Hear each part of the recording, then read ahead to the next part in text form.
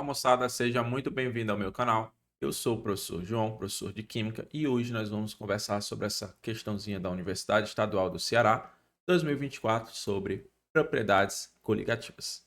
Foi realizada uma experiência de química que envolve conceitos de propriedades coligativas e crioscopia, cujo procedimento foi o seguinte. Item 1. Adicionou-se a mesma quantidade de água destilada, 5 ml, em 2 beckers. Acrescentou-se sal de cozinha em um dos beckers que, em seguida, foi marcado para diferenciá-la do outro becker. Como representar isso em imagem? Olha só, eu tenho dois recipientes, os dois com água em mesma quantidade, mas um desses recipientes eu coloquei o sal de cozinha, que é o NaCl. E aí eu marquei, né, para conseguir diferenciar um do outro.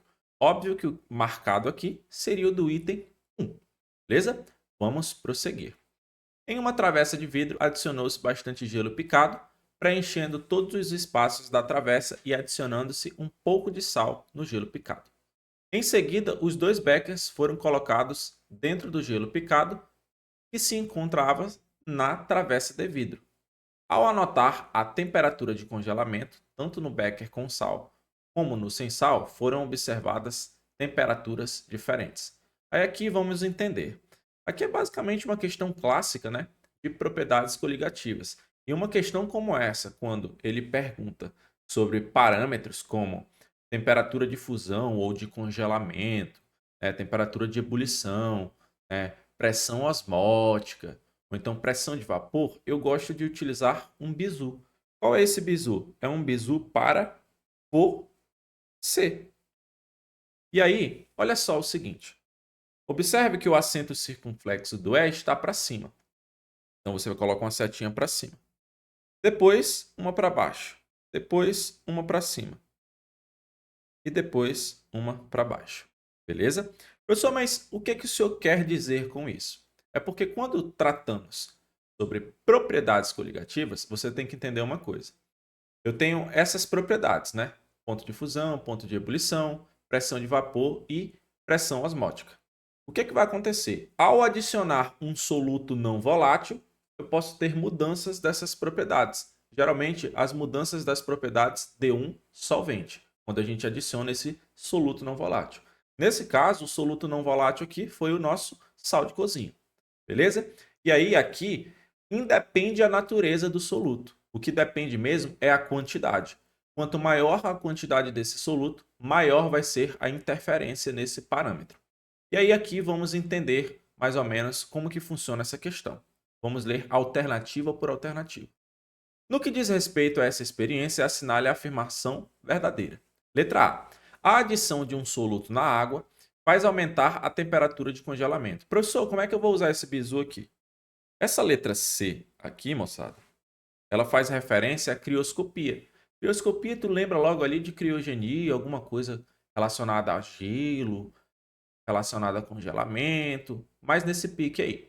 Então pensa o seguinte, ao adicionar soluto não volátil, o que, que vai acontecer com a crioscopia? Ou melhor, o que, que vai acontecer com a temperatura de congelamento? Ela tende a diminuir. E aí na letra A está falando que faz é aumentar? Claro que não. Então letra A, falso. Letra B.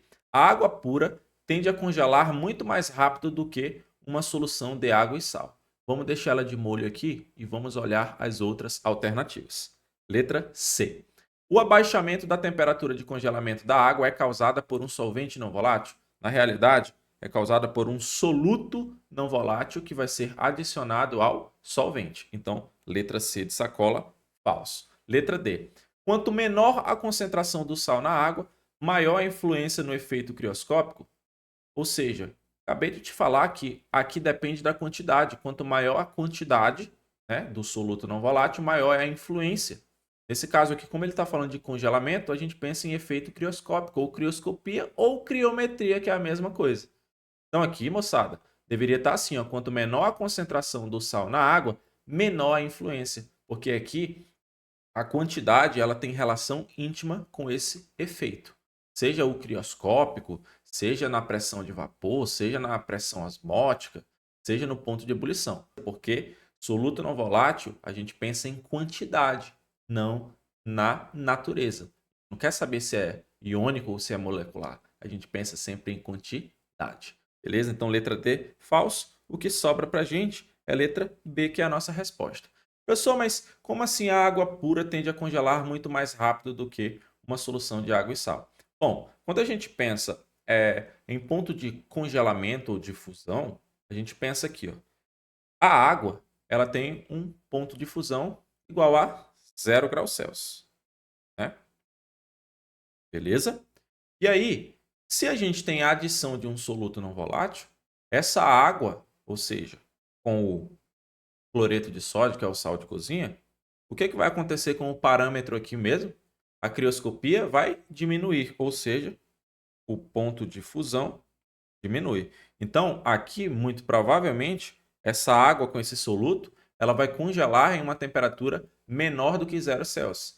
Aí, o que tu acha que é mais fácil acontecer? A temperatura for abaixando de grau em grau até chegar a zero ou chegar a -20?